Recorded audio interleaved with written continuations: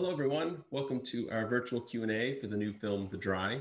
My name is Chris Lemaire, and I'm a programmer at the American Cinematheque. And I'm so excited to present this special conversation with the star of the film, Eric Bana. Eric is here tonight to talk not only about the film, but his entire career with our special guest moderator, Ken Nolan, who is a screenwriter who wrote one of the early films that Eric starred in, Black Hawk Down. Before I turn it over to Ken, I just want to send a thank you to IFC for making this event possible, and also, of course, send a big thank you to all the members tuning in tonight. We're so grateful for your continued support. If you're not a member, I encourage you to visit americancinematheque.com to find info on all the benefits that our memberships provide. So now, without further ado, let's welcome Eric Bana and Ken Nolan. Hey, Eric, it's Ken, your buddy. Hey, Kenny, how are you, bud? Great. I am so happy to be doing this and so thrilled you asked me and so touched that you didn't ask like Joel McHale or something. You asked me, so I'm so happy. We just have to remember that other people can hear what we're saying today. That's all. That's our most important job. Oh, I see. Hi, Eric, friend.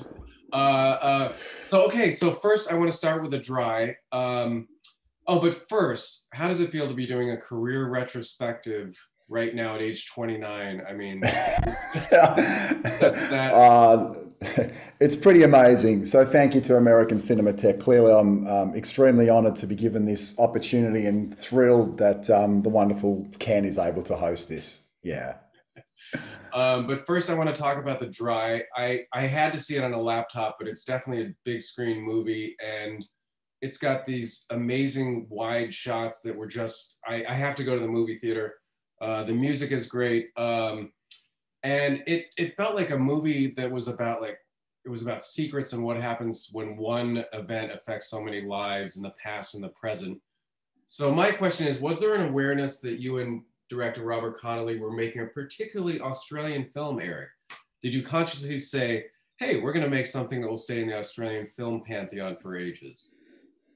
That absolutely was how we were thinking. I think the worst thing we could have done with this film, because we were gifted this incredible story by Jane Harper, whose book was such a huge hit, would have been to transport this story into Texas and try and appeal to an international audience. We really felt like the best chance of success for this film, both technically and in terms of doing the right thing by the story, was keeping it exactly as it was in the book and setting it in this fictitious town in rural, drought-ridden Victoria, which is the state that Rob and I live in, and just being true to the book and creating the most cinematic, emotional version of the original story. So I'm glad that you mentioned that, because every decision that was made was about seeing this film on the big screen, and the visuals represent that.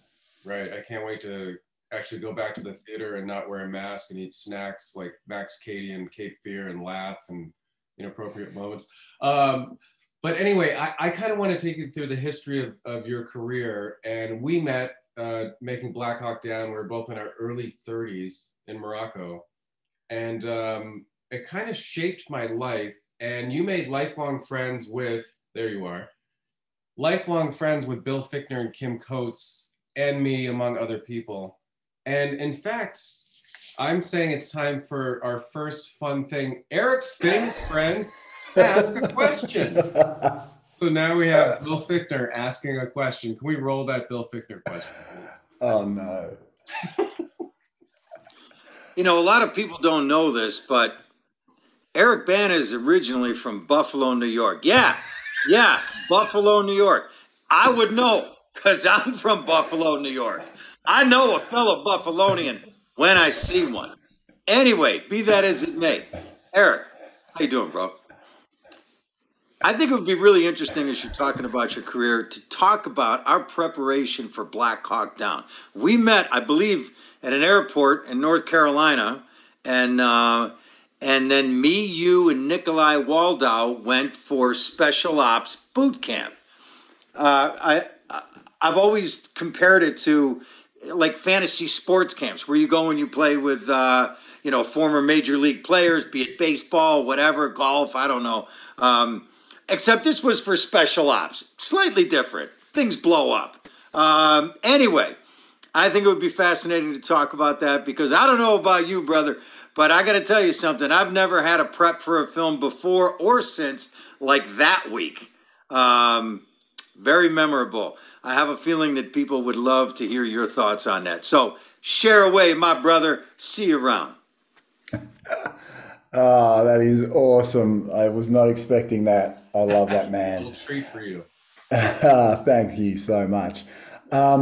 It was one of the most incredible experiences of my life making that film. Not only the hardcore experience of being in Rabat, Morocco for whatever it was, 5 months or so that we were filming, but to prepare, I had to drastically change my physicality for the role because I'd come off a film where I had to get really overweight. So there was a massive psychological, physical prep that went into it. But going to North Carolina and to Fort Bragg and working closely with the special ops teams. And as Bill said, there were only 3 of us that were lucky enough to get admission there. The rest of the cast who were playing Rangers went to a more generic, let's just slap them around boot camp. And we just went straight into learning how to blow things up, learning how to take down buildings and storm into rooms and do all that proficiently. So it was really special and really helped with the bonding process with, guys like Bill and Nicholas Costa-Waldo, as he mentioned. Kim Coates came in later. He was a bit of a ring-in when we got to Rabat. But no, it was truly special and I'll never forget it. Absolutely. Wow. Yeah.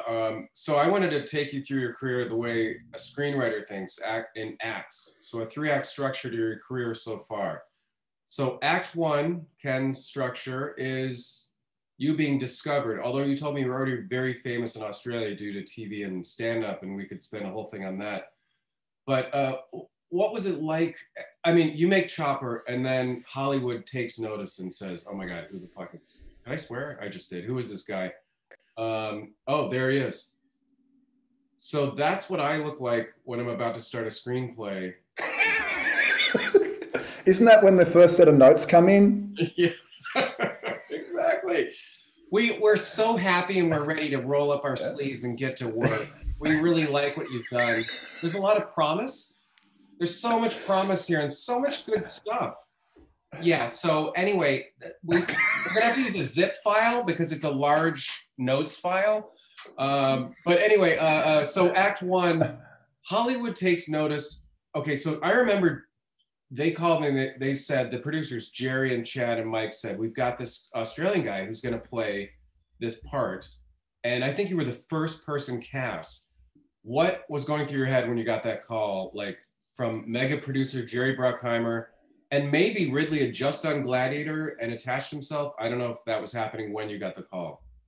Yeah, so I met with Jerry and a couple others at Bruckheimer's, and then went back to Australia, and then in the middle of the night got a phone call saying Ridley Scott would like to talk to you. He wants to offer you the role of Hoot. So it was one of the best phone calls of my life, obviously, and I just was pinching myself. It was there were other roles around at the time that were kind of like technically bigger, and this was like one of 32 actors. And when I signed on for Hoot, his role was far smaller, as you know, Ken, than was originally written, and it kind of grew as we filmed. So it was I was just thrilled to go on board for this ride. I was a huge fan of Ridley Scott, and I loved the story. I'd read the book and just thought it was incredible. And it was just, it was just an amazing moment. I didn't have massive expectations. I was just thrilled for this opportunity, for this one experience. And I was like, let's see where this takes us. Right. So yeah, usually the character in Act 1 is sort of, something happens by page 30 that changes the character's life. So I'm thinking Black Hawk Down might be that thing. And then Act 2 of your career, you get called to do Troy, I think, right after that.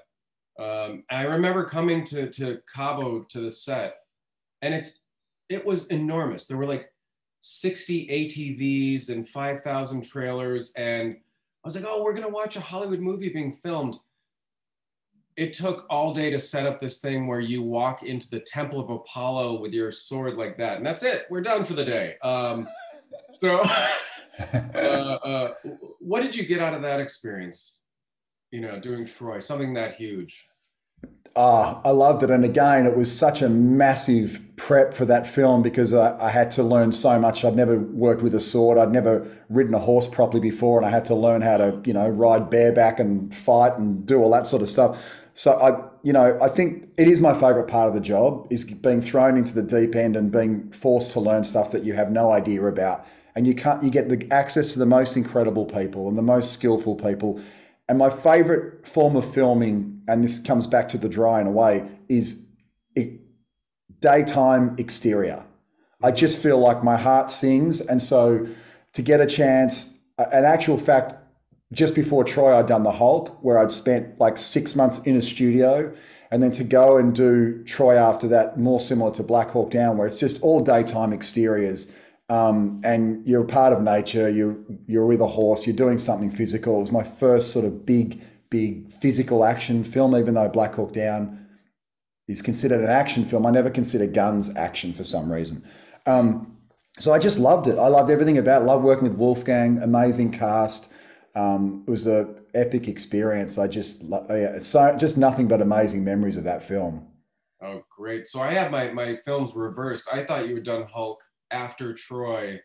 So in preparation for this, as you know, I watched like 40 hours of Eric Bana movies, and I watched Hulk and I said, am I the only person who really enjoys this movie? And I feel like I'm not supposed to like it for some reason, but there's a fight with a mutant poodle. I mean, what's not to love? And I know you didn't love that experience, but when you're doing Hulk and Troy and you've done Black Hawk Down, what's happening in your mind in Act 2 of your life? Like, where are you? You have one kid, you don't have another yet. What's driving you at this point mentally? Are you just like, I want to do this work, I want to do these big jobs? Or I was really, really director focused in the first part of my career because I felt like it was my best chance of being able to be a better judge of material.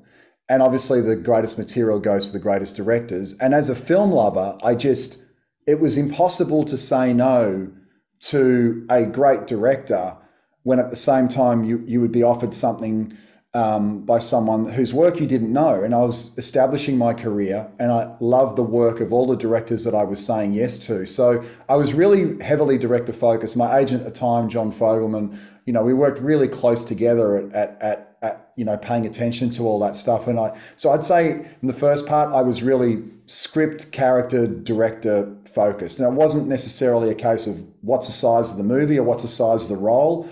It was a director first and script, and then finding the things within that would work for me. Oh, that's great. I'm finding out stuff that you and I never really talk about because it'd be weird, like for me to ask this just like over coffee. But okay, so then I watched Munich again, which I hadn't seen maybe, I don't know, 10 years. And I love this shot where you are considering whether to give the signal to blow up the guy in the next room. And you say, I'm from Dusseldorf. I wouldn't have known it. But okay, so is this the pinnacle in your Act 2? You get tapped by Steven Spielberg to star in, I mean, this is a huge, important subject matter.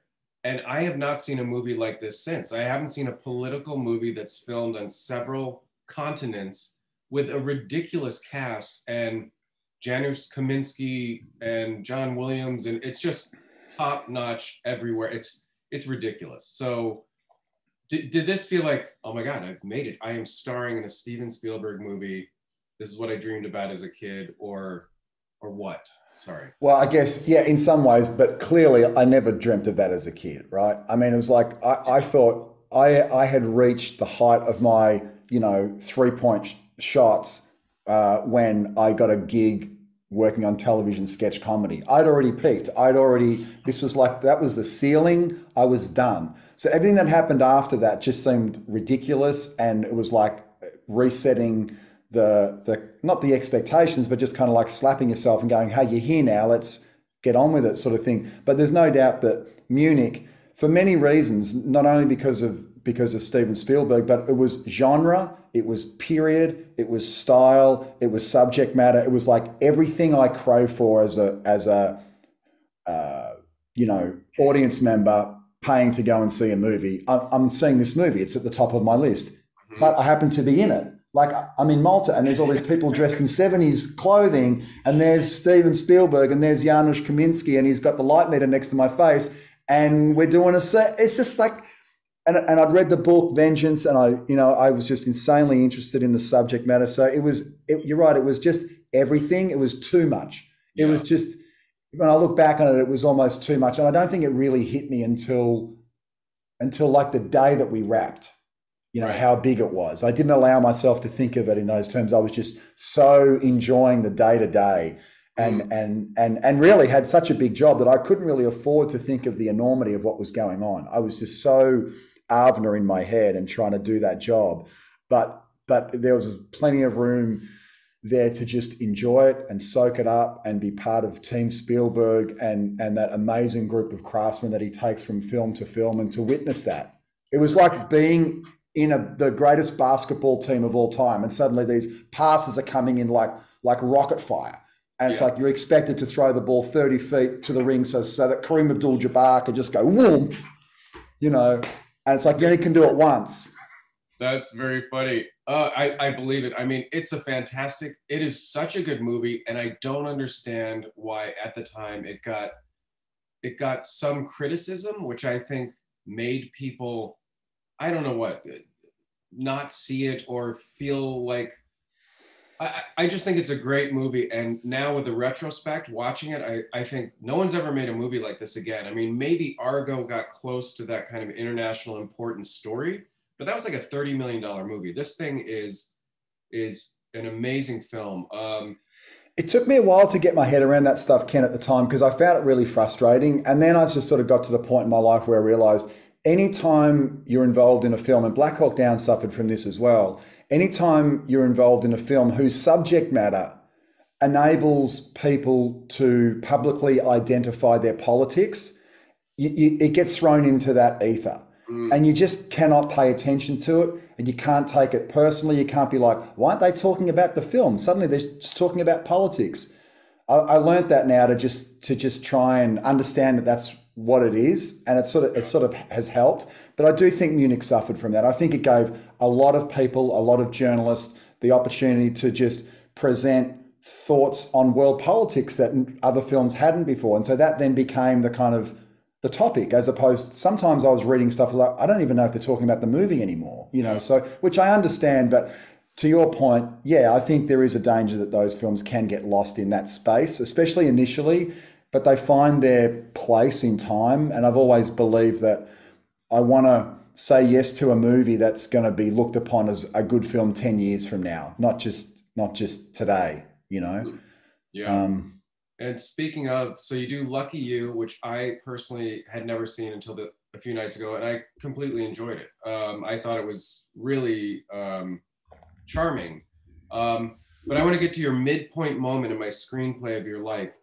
The midpoint moment of, after Munich comes out, Lucky You comes out, do you have a moment where you, just before you do Romulus, My Father, and come back to Australia, where you say, I want to start taking more control, or I'm having some thoughts? Did you have a moment like that where you're like, I'd like to make a course correction or something?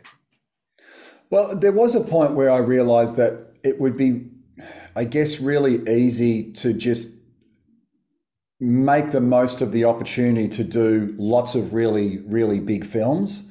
Mm-hmm. And I remember having thoughts about, well, I'm probably unlikely to be able to find the characters I want to play in those kinds of movies. And I was reading a lot of scripts that I wasn't liking, that were big films that were probably going to be successful.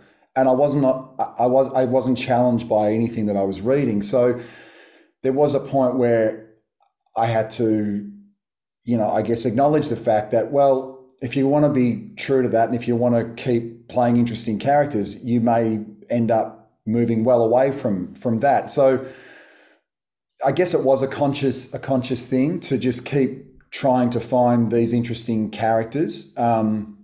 And if that meant going in other directions, if it meant playing different kinds of films, I was very conscious of not being typecast for sure, because I felt like the thing I love most about this line of work is being able to do what you want to do, right from back when I was doing comedy.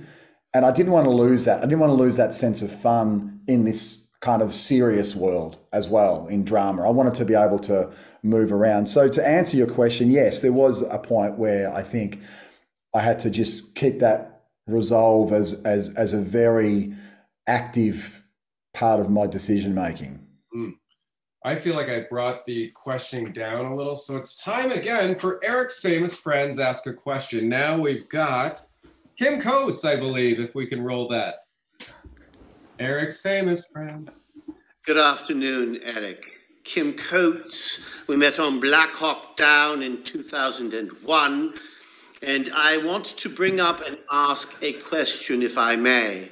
I remember you explicitly wearing Speedos around the poolside in Morocco.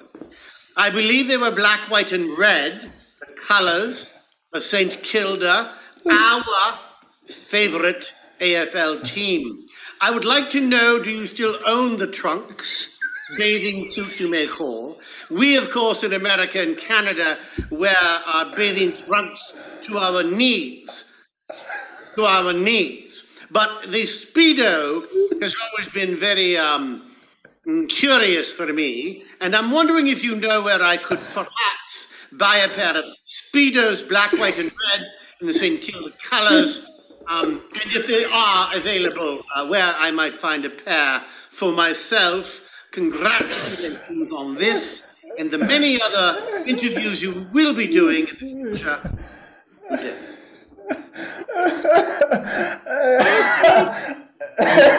When you sent me that, I spit a full thing into this, like a full thing of water.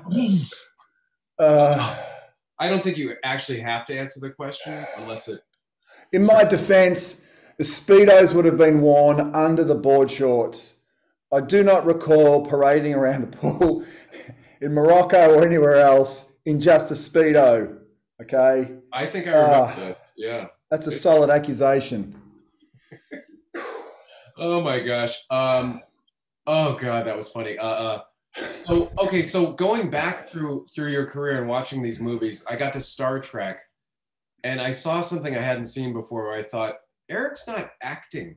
It's invisible acting, like Spencer Tracy, you know, that you just never catch Humphrey Bogart acting. And I really appreciated that.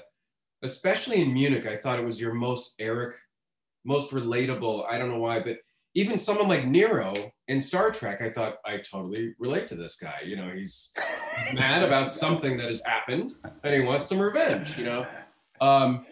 So I said, here's my question. Do you consciously try, as actor question, not to chew the scenery? And for instance, how did you prepare for the role of Aaron Falk, this haunted guy in The Dry?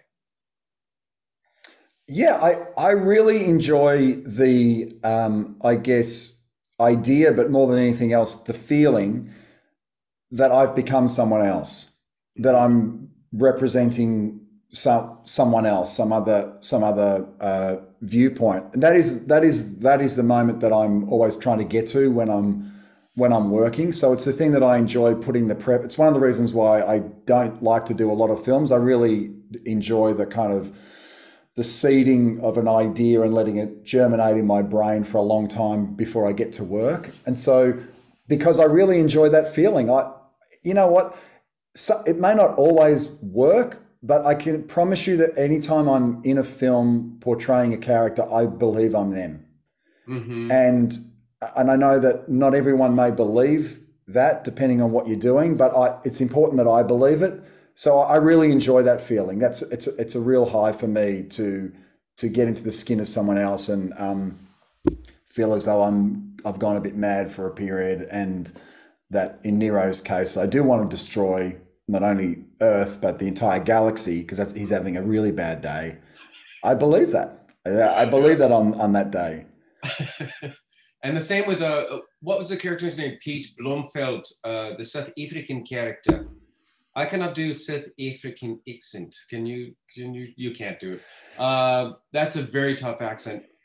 I mean, but what about a role like that? I mean, how do you prepare to be a kind of like a chopper role, a bastard, a murderer, a killer, or I mean, how do you make acting invisible, I guess is my question, with something like that and not chew the scenery? So in that case, I knew I had a bunch of two-handers with Forrest Whitaker, who was portraying, it was just incredibly written scenes, and I was playing an incredibly, I guess on the surface, evil character who had the most racist upbringing and was a manifestation of that in The Forgiven. And so going there in your head, I think it's really important to allow yourself to not take on the moral complexity, because it's too much baggage, but you can only do that when you trust the director, right? So it's same within like something like Dirty John. There can only be a good person if the person playing the villain or the bad guy is committed and believable in that role. Mm-hmm. Like the good only works if the bad is accurately represented, and you have to have the freedom to go there and not worry about where you sit morally. It's the director and the editor that will shape this and take care of that. So I do feel like I'm putting more responsibility on the director when I'm taking on those parts, because I have to divorce myself of that responsibility, if that makes sense. So I'm very careful in those instances as to who the filmmaker is and what their vision is and so forth, as I always am, but it's even more important in those instances. Okay, so Act 3 of this interview is Eric returns to Australia to you've made Chopper, you started with Chopper, you come back for Romulus, My Father, and then you sort of in Act 3, I feel like if you're my character, you're searching for that next moment in your life, and you come back and you have this triumphant return with a dry, which is, I love Australian cinema. Like I saw The Last Wave and I just think it's a brilliant movie. And my mom was vacuuming near me when Gallipoli was going on at the end. And she's like, you need to vacuum the rug. I'm like, just don't talk to me. So I guess, my question is, how does it feel to have a movie now that has made, not just about money, but has been so successful in that kind of league, and to return to Australia? This is my Act 3 question, Eric. Can you help me with this? Yeah. Well, I guess, in some ways it's kind of weird because I never really feel like I'm returning, right? Because I live here, but I understand what you're saying in a cinematic sense. I hadn't done a film here, with the exception of Love the Beast, a documentary, since Romulus, My Father, which was about 12 years ago. And Robert Connolly, our director of The Dry, who was a producer on Romulus, My Father, we became friends from that film and have been looking for something to collaborate on ever since. We share an office, we share ideas. And so we'd actively been trying to find something like this. And then finally it came along. And, we pinch ourselves every day that the film has been as successful as it's been here in Australia and been so embraced. Mainly because we feel excited about the fact that level of success is what makes people from overseas interested and to get a bit of FOMO for the film, for want of a better term. But no, it does feel really special, but also because I feel like it has had a significant impact on the industry here and will hopefully change the expectation of the landscape theatrically here in Australia and so forth. So it feels wonderful. It really does. And I'm really proud of the film, and I'm thrilled for the success of it because of my buddy and dear friend, Robert Connolly, who directed it and did, probably the best job of his career. So yeah, it does feel amazing. It really does. Yeah, it's really well directed, and it's also like Munich. You're in almost every scene. It's kind of like Jake Gittes in Chinatown. It's his point of view. Your character is almost in every scene, even though they cut back to you as a teenager. It's a different actor, but it's still your character's point of view. I just wanted to point that out. Okay, so now you have expectations in Act 1 of coming to Hollywood maybe and doing these giant movies. What are your expectations now as my character in Act 3? If I'm going to take you into the future, yeah. How do you like that question? I think retirement. Yeah, it's, Kenny, you've put me on the spot. I mean, I'd like to think that I keep just doing the same thing in terms of I've always said yes to the best character in the pile every single time. If I look back, I've never done a film where there was something, I didn't choose the second best thing. I always chose the best thing and which is why I have such massive respect, as you know, mate, call you out for your work and for your job and for screenwriters in general, that people I have the utmost respect for, because, they're the ones that are deciding whether I go to work or not. It's purely down to how good is that 110 pages. And I don't care how many fundamentals you have. I know, right? I've been on enough sets to learn that if it's not on the page, it ain't in the bloody movie. Thank you. That feels so It good. ain't. We can help bring it up this much, but we can't help bring it up this much. And the minute you think you can, you're dead, right?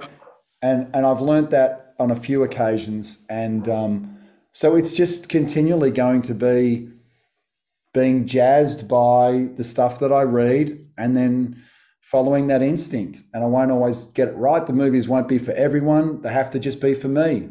Otherwise, I'll be sick of it. I can feel that looking at all the movies going back. I'm like, Eric knew what he was doing. And the expectations of a Hollywood star may be like, you have to be a Marvel character or something like that, which is really annoying.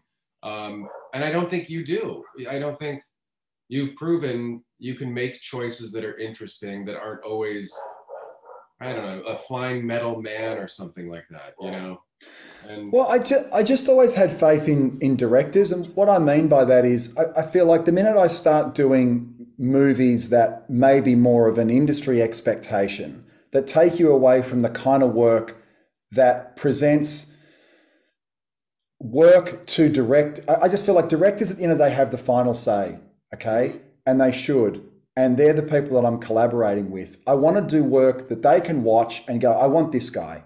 Mm-hmm. I don't want an accountant having that conversation on my behalf. That's a great way. I want screenwriters, directors to be the people to say, you know what, I want to write this for him, or he's the guy that I want. And I know that guy might have big box office the last 2 or 3 years, but I'd I would much rather be in that position and not get the gig than the alternative, because I just feel like in the long run, the director's idea of who he wants and what he wants to make and portray is what I'm interested in. That's great. And now I'm going to turn it over to the Q&A. Enough from Ken Nolan. I'm going to pick some questions here. Loved you in, who says this? Loved you in Time Traveler's Wife. Can you discuss your experience of making that film? And first, I want to say that I just rewatched it. And I appreciate it so much more at this point in my life that I was in my massage chair, vibrating, crying, blubbering last night, like, oh, it's so beautiful.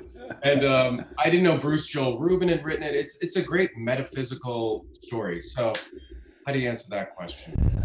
I just love making that film. I really did. The book was crazy. It was one of the most difficult adaptations I've been a part of in terms of going from book to big screen. So I think that process was really difficult, but I had Rachel McAdams opposite me, who was just an absolute delight and just so easy to work with. And I just felt committed to that on-screen portrayal, and I loved it. I love the film. I think it's really interesting, and it's kind of beautiful and weirdly romantic in kind of, weird ways. And I hope it holds up. I haven't seen it for a long time, but if you cried in your massage chair last night, Ken, I'm going to put it down to the film, not the chair. Okay? It was the film. I've been in that chair many times and have not cried like that. It's a beautiful movie, and it's almost about unrequited love, even though they're together. I would recommend people watch it again, and it looks great. It looks like they filmed it on a grainy stock, and it's really dark blues and blacks. Here's a good question. How does the role of executive producing a project such as Dirty John impact your role as an actor in the project? Does it create conflicts? which is also like The Dry, because you produced The Dry a little bit. Yeah, well, The Dry was different because I was a producer from the very beginning, and we were, making and post-producing the film in my home state. So the level of involvement is, of a magnitude 10 times higher to that of an executive producer. But it is really beneficial. I think it gives you incredible buy-in on a lot of the creative decisions along the way. And you're just a part of the team. You're a legitimate part of the team as opposed to an actor for hire. And it does make a really big difference. And it makes a really big difference in terms of the working relationship you have with the writer or the writing team and the director and everybody else. And I think it's really important when that opportunity comes along, when it's something you feel really passionate about and you feel like you have something to contribute. I say don't do it if you don't feel like you've got something to contribute. Don't do it because it looks good on the credit. Do it when you feel like there is a real point of view that you want to bring. And in the case of The Dry, Robert Connolly and I both had the exact same vision for the film, and I really wanted to support that and protect that as much as I could. So, yeah. Okay, so I'm reading and listening. So I'm doing that reading, listening thing where you're like, Ken really isn't listening to what I'm saying. But as an executive producer, are you looking around going, how much did that cost? Like, what can we get a cheaper version of that? I do that even when I'm acting. Really? Yeah, it kills me. Yeah. If I'm on a studio film and I see money being wasted and I know there's nothing I can do about it, it kind of kills me a bit. It really does. I don't know if it's just because of my background or whatever, but no, I do have that hat on a lot. Yeah. Here's a good question. I had this question about Avner from Munich. I keep going back to Munich. Have you ever had a role that left more of an impression on you than expected? Or even take it from your family's point of view. Like, did they say, wow, so-and-so hung around for a while. Avner was here for a while, or something that... Yeah, there are. So I feel like I always mourn the loss of a project when I finish it, and some experiences I mourn more than others, and sometimes it's like the character's headspace. It's still occupying my brain, and I'm still, because I love thinking for my character. I love assigning part of my brain to the character, so it's only natural that I'm still thinking for them afterwards. And some chunks are bigger than others, but most of the time it's just, if I've had a great experience, I'm kind of mourning that it's finished because it's over so quickly. And we're in this job where you might be having the time of your life and the clock's ticking. It's not one of those jobs where you can just be in it for as long as you want. It's like, oh, we're on day 20 and there's only 35 days. Yeah. I'm having the time of my life and it's going to finish in 15 days. And then you get to the day after it finishes and it's like, it's all over and you're back home and you're reading again. Yeah. It kind of sucks. Do you have a decompression period and also a compression period then leading up and afterward? Like, do you go ride your motorcycle or something, or? Yeah, it's usually the first thing I do when I get home, and it's one of the things that stops about a month before I start filming. About 4 weeks before, I mean, even when I've been preparing for a long time, I go into a whole other mode a month or two before I start filming, particularly 4 weeks before. And that's when I just strip down all communication. I don't watch anywhere near as much sport. I just simplify my life to the barest essentials. And it's quite monastic, and I actually really enjoy that. It actually gives me a greater appreciation for my regular life when I finish the job as well. It feels like party time, to just go back to do regular things. Even small things feel like a revelation. But I enjoy that. I really enjoy that process. Right, like your favorite coffee shop. You always sending me pictures of this, like, this is a beautiful coffee, I'm like, oh, I wonder if that's when you're decompressing, like, look at that, that's so nice. Would you ever do any stage work or go on Broadway in the future? I saw Daniel Craig on Broadway and Hugh Jackman on Broadway, some of your friends and co-stars. No pressure. Yeah, I mean, they do it. They can do it, Eric. You made me snort. Hugh makes everyone's life harder. He's my friend, but he makes my life hard. He's so nice and he's so talented and he's so good at so many things. I don't think so. I can't see that happening. I don't know why. I think because if I was taking a break from if I was moving away from film to do something, a creative endeavor, I think I'd be far more interested in creating something myself rather than going into another venture where I'm just saying someone else's brilliant words. So I don't think the stage would appeal to me in that way. I know it should because I'm an actor, but I think because of where I came from and because of all the stand-up I did, I kind of feel like I've got that out of my system. So I don't have that yearning that dramatic actors are supposed to have. Mm-hmm. No, I've heard other actors, they don't want to go on stage. It's a completely different thing, you know, and I understand it. Who would want to be on stage and have everyone watching you? Yeah, how scary. What do you think your career would be if you weren't an actor, Eric? That's pretty easy. I'd be involved in the mechanical trade somewhere. Yeah, I'd either be a mechanical engineer or a race engineer or motorcycle builder, or be something mechanical. I wanted to leave school when I was 15 to get my apprenticeship, and really? Fortunately wasn't allowed to. And so I would have ended up being a mechanic, and I would have loved that life, and I would have been very happy. It just would have been a different, and I wouldn't have met you, Ken, unless your car broke down whilst touring around Australia. Could have happened, yeah. And then, g'day, mate. What's going on? Who are you? What do you do? I'm a writer. I don't want to talk about it. Thanks. Rather just. You just want your car fixed, right, mate? Just want your car fixed. That's right. Yeah. Well, I'm in a hurry. I want to get to Melbourne. I don't know if you. Good town, mate. Yeah. So how much? How much is? Don't worry, for free. Done any movies that I'd know? Any movies I'd know? Not Without My Daughter with Sally Field. I'm just kidding. I picked the worst movie of all time. Sorry, anyone who made that movie. I'm just picking a movie. This little thing, Black Hawk Down. It's I wrote that. Haven't seen it, mate. I heard it's good. Refreshing. That's nice. You're the one person. No. Do we have? I'm like, do we have more time for another question? I do have one question that I noticed while watching all these movies. Like a character in one of my scripts going on a hero's journey, they always find like the Obi-Wan character, the older man. You've worked with a lot of really talented older actors. Like Nick Nolte is basically doing King Lear in Hulk. Chris Christopherson, Michael Lonsdale, of course, in Munich, we always talk about him. Was there anyone who you worked with where you really learned a lot, or you said, oh my God, I'm working with, I'm trying to think of it's a great question. Robert Duvall, Peter O'Toole, Vanessa Redgrave. I mean, it just goes on. It is my favorite thing. I have respect for my peers who are my age, but I don't have any reverence for them. I mean that in the nicest possible way.